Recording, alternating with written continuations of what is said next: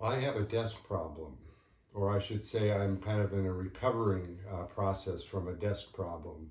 My desk problem was that I used to see my desk as a wonderful storage space where I would put down bills and books and to-do lists and different things that would just sort of eventually grow and grow and grow until I didn't have any space to work on my desk. And I would shuffle things around and I would lose things, and it became really this very inefficient mess.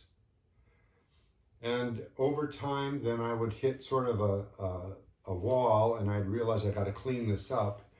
And then I would go into this mad process for an hour or two and go into a deep cleaning process and put things away. And what I learned was that over time, it would be so much simpler if every day I just put things in their place as wherever they should be.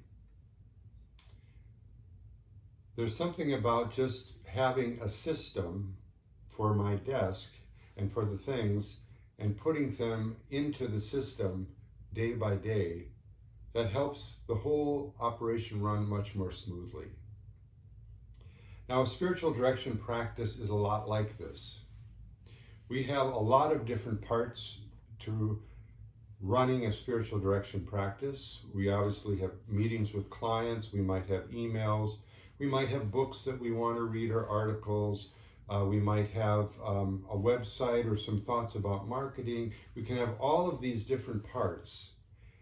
And for so many years, I would just have all of these parts floating in the air, and I didn't have any real way to structure them or to think about them. And it worked fine in the early days, but then I would hit these walls where I might send the same email off to somebody, or I would want to send something else and I couldn't find it. So there's a cost to not having a structure supporting a spiritual direction practice. So in this video, I'd like to share with you some of the challenges that lead to developing a structure and a practice, but also some of the real benefits that come with developing a system that supports both our practice and the clients that are within that practice. And then I'm going to share with you my 3x3 blueprint that provides a way to think about a system and a structure. So why is this a challenge? Why is it hard to create a system underneath our spiritual direction practice? Well, I think it's a challenge because on the one hand, we got into this work of spiritual direction because we love meeting with clients. We love the deep work of conversation. We love hearing stories, holding people in those stories, and just companioning with them in this amazing work of spirituality. On the other hand, we didn't get into spiritual direction to develop a business. We didn't get into it to market ourselves or to create systems. The challenge is that unless we do this part, this other part of doing the work we really love doesn't go very smoothly. And here's my guess, is that if you take some time to really attend to creating structures and a few systems, I think it'll differentiate you from probably 75% of the spiritual directors out there. See, most of us get into spiritual direction and start doing it as a hobby alongside of other things. And that's fine, and if that's all that you're really interested in doing, then more power to you. But some of us really want to take this to another level where we see our practice grow and we want to spend more and more of our time doing it. And that's where I think we need systems. If you're one of those people, I think building some structures is going to be essential to your seeing the growth that you really want.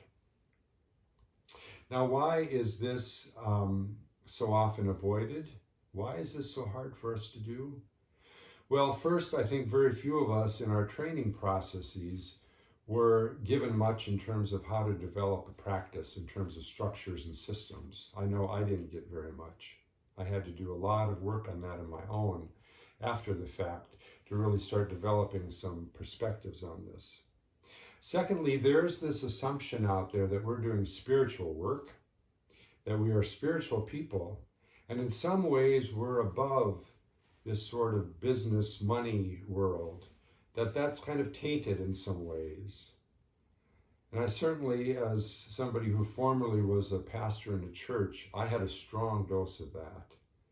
Well, I think it's a false dichotomy, because in the end, I think this perspective of business and money and spirituality and supporting clients and helping people in need, it's all part of the same whole.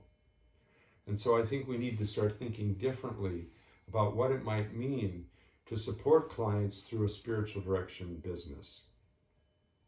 The third reason why I think this is so often avoided for us is that many of us just don't have the time to do it, or we don't have the know-how. Well, I'm going to share with you a model that I think will give you some know-how in terms of how to approach this spiritual direction structure issue. I'm going to walk you through 9 different steps that I think will be helpful in developing some know-how. And it will take some time to do this. And you don't have to do it all at once. You can do it over the course of a year or 2. But what it'll gain you is that it will create efficiencies. It'll actually help you, it'll help your practice flow, and it'll help you hold your clients in a more professional kind of way. So while it will take some investment in the front end, it's going to really help your practice grow in the long run. So I'd like to share with you my 3x3 blueprint and the 9 steps that are within that, and just give you a brief overview of each of them. The first part of this model is to define yourself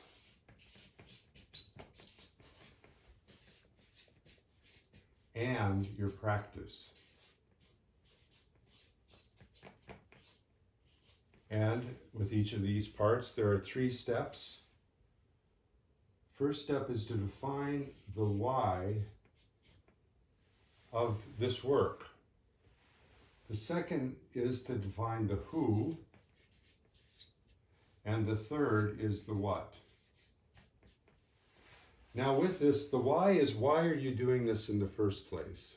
This is really getting at the core calling that brought you into this work in the first place. This why really drives the whole structure and purpose that flows throughout this blueprint. So why you're doing this work is really the crucial starting point for a vital spiritual direction practice. Once you've clarified your why, then the next question for you in this first part is, who do you want to work with? Now, most spiritual directors say, I'm open to working with anybody, and of course we are. We're not going to turn people away. But the more specific we can get about the kind of people that we really want to work with, the more likely we are to attract them. And this really shapes how we market our spiritual direction practice. Then when we've determined the why of our work, who we want to work with, then it really starts suggesting some things about what are the components of our spiritual direction practice. So the what becomes really defining what we're going to offer people. It may be that you want to do just one-to-one work, or you may want to do groups, or you may want to do teachings, classes. I know in my case, I've done a lot of teaching in the Enneagram, and I've gotten a lot of clients for spiritual direction that have come through my Enneagram workshops. So that what becomes an extension of the why and the who, and all of this is about defining yourself and your practice. The second part in this 3-part blueprint is really defining the model of spiritual direction that we can work with. And so I call this my 3-phase model of spiritual direction. The first phase is spiritual holding. Now I should say that what is the purpose of this model? The purpose of this model is that it really provides a map for knowing where you are in a process with a client. It's based on the notion that a spiritual direction journey really has a beginning, a middle point, and possibly an end point. And if you have clarity about where you are in this process, you're much more likely to help clients navigate through that piece of the process. So this first is the spiritual holding phase. The second is the spiritual engaging phase. Engaging, spell that properly.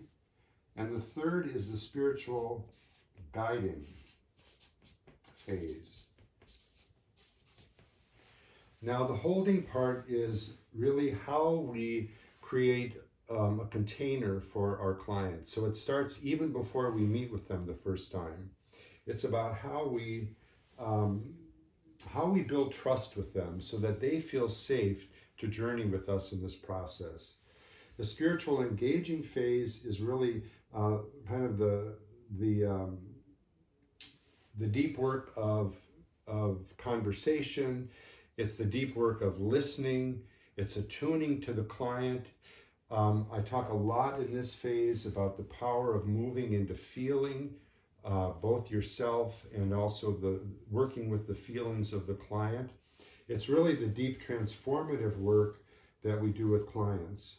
And that leads to this third phase, which I call my spiritual guiding phase. This is a phase that I would say really gets underrepresented in spiritual direction books and in training. And in fact, it's often considered to be inappropriate. I think it's really important. Once people come to deep understanding about what their issues are, what their core wants and desires are, this spiritual guiding is a process where we help clients move to their next best life. We help them live into their future story, and that may mean offering some advice, it may mean offering some resources, but it's all driven by where the clients want to go in their journey and supporting them toward their next best life. So this is really the phase that is the face-to-face work with clients, and gaining clarity about it will really deepen your practice. So the third phase, the third part of this blueprint is managing your practice.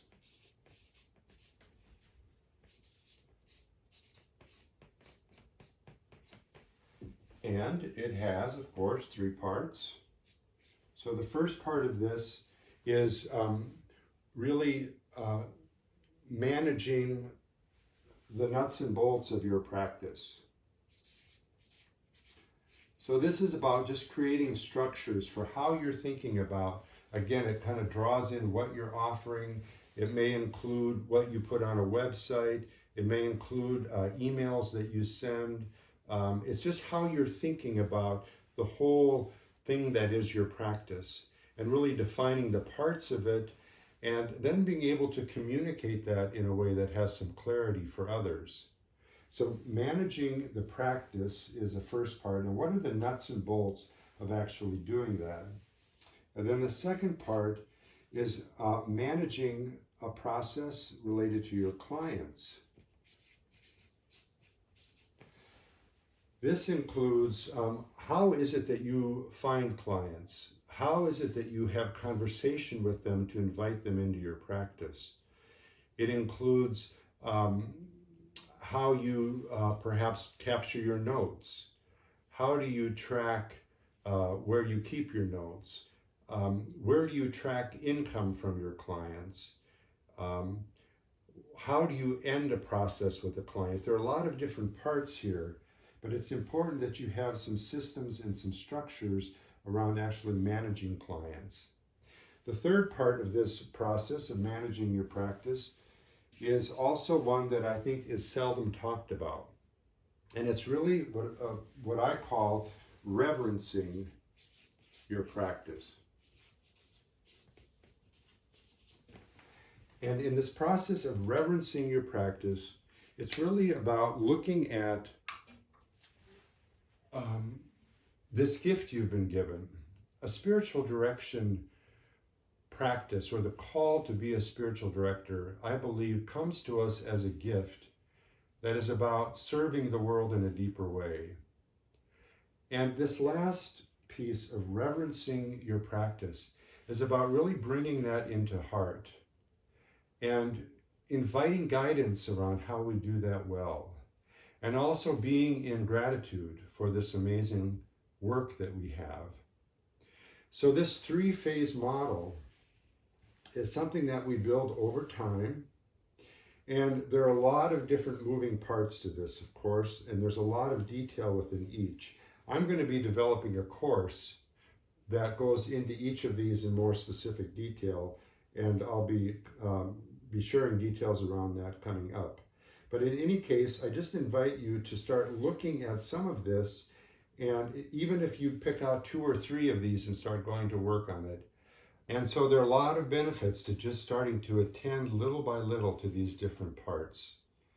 And it will help you to create momentum and flow, and really is essential if you're wanting to grow your practice.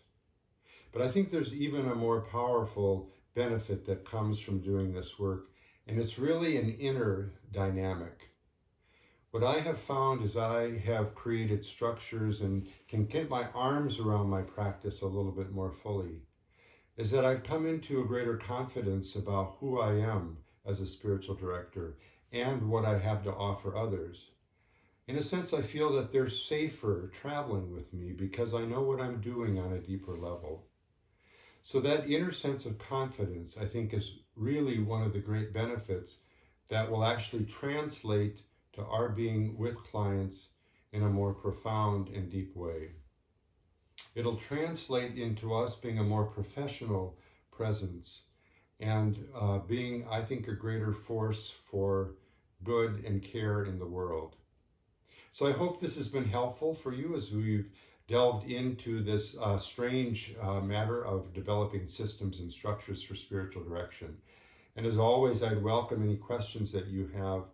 Just send me an email through my Spiritual Direction Lab website, and that is the name of the website, spiritualdirectionlab.com, and you can just send me an email through the contact there.